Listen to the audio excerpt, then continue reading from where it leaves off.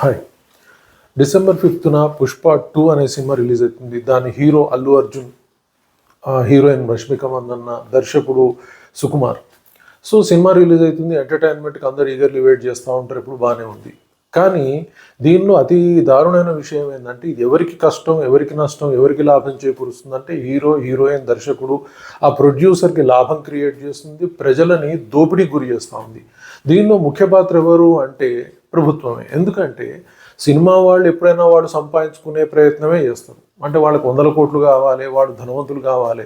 కానీ ఇక్కడ మరి ప్రజలు ఆ సినిమా చూసి ఎంటర్టైన్మెంట్గా ఫీల్ అయిపోయి ఏం ధనవంతులు అవుతా ఉన్నారు, వీళ్ళకి కూడు గుడ్డ నీడ ఏమన్నా వస్తూ ఉందా, వీళ్ళ పాకెట్లలో కష్టపడుకున్న డబ్బును తీసుకుపోయి సినిమాలకి 1200 టికెట్లు, 800 టికెట్లు, 500 టికెట్లు, 300 టికెట్లు పెట్టి దాని పాప్కార్న్ బయట 50 రూపాయలకు వచ్చే పాప్కార్న్ 300 రూపాయలు పెట్టి తిని 20 రూపాయలు తాగే కూల్ డ్రింకు 200 రూపాయలు పెట్టి కూల్ డ్రింక్ తాగి, ఇవన్నీ ఎవరిని బతికించడానికి అంటే సినీ ఇండస్ట్రీలో ఉన్న గొప్ప గొప్ప సినీ దేవతలు అనబడే వాళ్ళని అభివృద్ధి చెందించి ప్రజల్ని బీదరికం వైపు తోలే ప్రయత్నాన్ని ప్రభుత్వాలు చేస్తూ ఉన్నాయి. సో సినిమా వాళ్ళు బిజినెస్ చేస్తూ ఉన్నారు, వాళ్ళు మేము ధనవంతులం కావాలనుకుంటారు, మేమే దేవుళ్ళం ప్రజలకు అని చెప్పుకుంటా ఉన్నారు.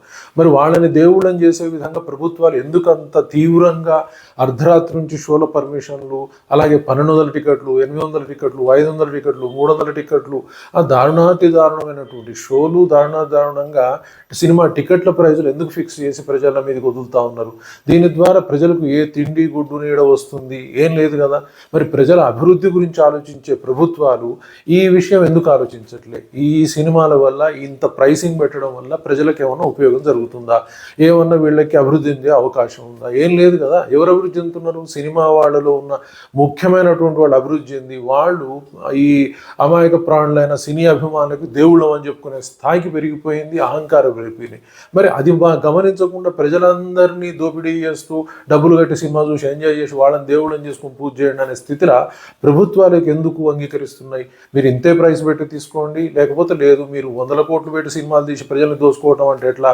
అవసరం లేదు, మీరు ఇంత 100 కోట్లు పెట్టి తీయకండి, అలాగే మేము రేట్లు కూడా అంత ఫిక్స్ చేయం, అన్ని షోలు ఇవ్వం, నార్మల్గా ఎప్పుడు ఎట్లుంటుందో అట్లనే ఉంటుంది, ఎంటర్టైన్మెంట్ లాగా ఉండాలి. కానీ ఇదేదో ప్రజల సమస్యలు పరిష్కరించడానికి, ప్రజల అభివృద్ధి కోసం మీరు సినిమాలు తీస్తున్నట్టుగా నటించకండి, అది సాధ్యం కాదు, మీకు రేట్లు పెంచడం కుదరదు అని వీళ్ళు చెప్పగలిగినాడు. ప్రభుత్వాలు ప్రజలకు సేవ చేస్తున్నట్టుగా ఉంటుంది తప్పితే ఇలాంటి రేట్లు పెంచుకొని బతకండి అని చెప్పేసి సినిమా వాళ్ళకి ఇచ్చి ప్రజలని ముంచేయటం వల్ల అయితే మంచి పేరు రాదు. ఇది చాలా తీవ్ర ఇబ్బందికరంగా ప్రజల్లో ఏర్పడుతూ ఉంది. సో ప్రజలకు కూడా ఇంగిత జ్ఞానం ఉండాలి. ఇలాంటి రేట్లు పెంచినప్పుడు మేము చూడము అనే అభిప్రాయం వాళ్ళలో కూడా ఉంటే వాళ్ళు తిరస్కరించినట్టు ఇలాంటి 100 కోట్ల బడ్జెట్ సినిమాలు వచ్చి ఒక మనిషి దేవుడుగా, సినిమా హీరో దేవుడుగా, హీరోయిన్ దేవతగా, దర్శకుడు మరొక రకమైన హీరోగా ఎదిగే సంప్రదాయాలు తెలుగులో మరీ ఎక్కువైపోయింది. ఇలాంటివి బంద్ చేయగలిగితే ప్రజల అభివృద్ధి చెందుతారు, సమాజం అభివృద్ధి చెందుతుంది. అందరూ ప్రజలు, ప్రభుత్వాలు ఆలోచించాలి ఇవన్నీ కూడా.